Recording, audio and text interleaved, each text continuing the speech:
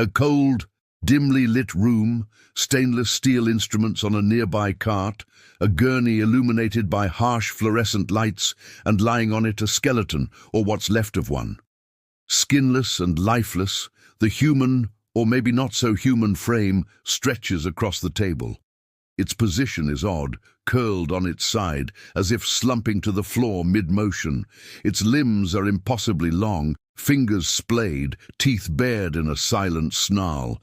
Its head rests sideways, vacant eye sockets staring sightlessly ahead, gazing into the abyss, or maybe back at us. This is a scene that has played out across countless television episodes, films and internet videos. A corpse, or something closely resembling one, is discovered and brought to a lab for analysis. Forensics teams swarm over it, seeking clues to its identity, its cause of death, and maybe its purpose. But in many of these stories, there's more to the deceased than initially meets the eye. It might be inhumanly alien, a victim of paranormal phenomena, or simply someone who met a grisly end. Today, we're going to explore a collection of creepy skeleton found in morgue cases and offer our own thoughts on what it all might mean. So let's start with this image, one that has circulated widely online, creating more questions than it answers. Depicted is a haunting, meticulously detailed skeletal figure lying across a metallic examination table as though it has been prepared for study in a clinical or forensic laboratory. The figure is not merely a skeleton in the traditional sense. Remnants of desiccated musculature, sinews, and fibrous tissue cling stubbornly to the bones, suggesting either a preserved specimen or one that has been artificially reconstructed. The setting further enhances the scene's eerie atmosphere. The metallic gurney or examination platform is covered with disposable, sterile paper sheets, a stark white square set against the dark shadows of the room. In the background, clinical equipment, wires, cabinets and shelving are illuminated by harsh overhead lighting, casting deep shadows and hinting at the sterile, unforgiving environment of a laboratory. The entire scene exudes an unsettling, almost otherworldly eeriness. And then there's the figure itself, which presents a number of anatomical peculiarities. The skull appears elongated with unusually large orbital cavities, giving the impression of oversized eyes. The jawline is narrow and angular, lending a ghoulish, almost extraterrestrial cast. The teeth are indistinct, suggesting decay, wear, or intentional omission in the reconstruction. The rib cage is prominently protruding, ribs exposed like brittle scaffolding. The sternum appears elongated and slightly twisted, giving the chest a distorted form. Fibrous tissues snake across the cavity, suggesting that the being once had dense musculature, though now reduced to taut strands clinging to bone. The limbs are gaunt, but disproportionately long in comparison to the torso. The arms in particular show excessive length, with visible tendons stretched across skeletal joints. The fingers taper into sharp, claw-like tips, bony and unsettling. The legs, though skeletal, retain the ghostly impression of muscles once capable of movement. Along the vertebrae, small ridges protrude, suggesting either deformity, malformation, or a non-human adaptation. Together, these features paint the picture of something humanoid, but not fully human, a hybrid of human biology and speculative imagination.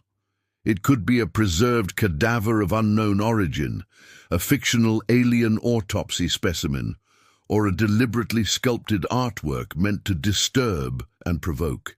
Now let's turn our attention to the setting. The laboratory backdrop grounds the scene in realism. Metal cabinets stand at the edges, their surfaces plain and clinical. On one door, a piece of paper is taped up, likely a notice or warning, reinforcing the sterile professional environment. Wires dangle loosely in the background, hinting at electronic monitoring equipment or forensic tools. Overhead, harsh fluorescent light floods the table, casting dramatic shadows on the skeletal remains. The table itself is typical of forensic labs, autopsy rooms, or scientific facilities. Its utilitarian design focuses attention entirely on the specimen laid upon it. The disposable sheet beneath the body suggests that this is an active investigation with protocols observed to maintain cleanliness and prevent contamination. Everything in the room emphasizes that this figure is an object of study rather than reverence. Now let's move on to another case. Imagine, if you will, a dilapidated Victorian mansion, years of neglect having taken their toll on its once proud facade.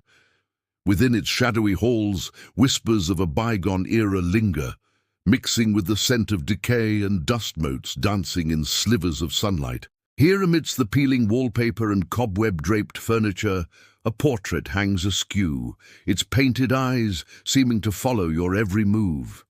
The painting depicts a man of distinction, yet there's a disconcerting twist. The subject is missing his face, the canvas stark and void where his visage should be. In 1835, the esteemed British painter Sir Francis Grant, renowned for his portraits of the upper echelons of society, received a unique commission. He was to paint a full-length portrait of William Burke, a prominent Edinburgh surgeon known for his pioneering work in anatomy and his gruesome association with a series of notorious crimes. Burke and his wife, Hare, had infamously collaborated in a series of murders, supplying cadavers for the surgeon's anatomical studies. Their crimes were laid bare in sensational trials that gripped the city. When Grant began the portrait, Burke was at the height of his notoriety, his crimes casting a long shadow over Edinburgh. The artist approached the task with his usual skill and precision, capturing Burke's imposing presence and the details of his attire. However, when it came to the face, Grant's brush faltered. He was confronted with the moral quandary of portraying a man whose crimes were so heinous that his very face had become a symbol of depravity. Unable to reconcile the man's outward appearance with his monstrous deeds, Grant left the face blank, a void where recognition should have been. The completed portrait became a haunting testament to Burke's crimes, the absence of a face serving as a powerful metaphor for the obliteration of his reputation and humanity.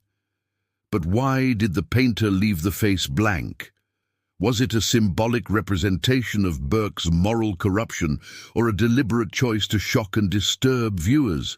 Or perhaps it was a combination of both. The decision undoubtedly added to the painting's impact, turning it into a disturbing portrait that lingers in the viewer's mind long after they have seen it. In essence, the tale of Burke's portrait is a study in the complexities of artistic expression, moral dilemmas, and the power of symbolism.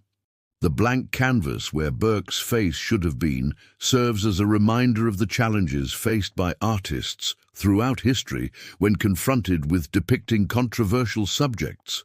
It raises questions about the limits of artistic license and the responsibility that comes with wielding such a powerful medium as painting. Moreover, the story reflects on the enduring legacy of Burke and Hare's crimes and the ways in which their notoriety continues to shape perceptions of their infamous deeds. The absence of Burke's face in the portrait becomes a potent symbol of the societal revulsion and erasure that their crimes evoked.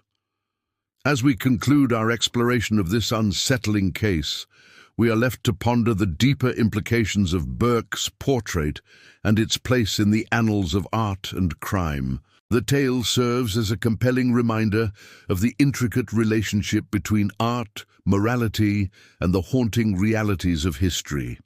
If you enjoyed this chilling narrative and want to delve deeper into the realms of the macabre and mysterious, we invite you to join us on our journey through the darkness. With each episode, we bring you spine-tingling tales that blur the lines between reality and nightmare. So, if you dare, step into the shadows with us and let your fears take flight.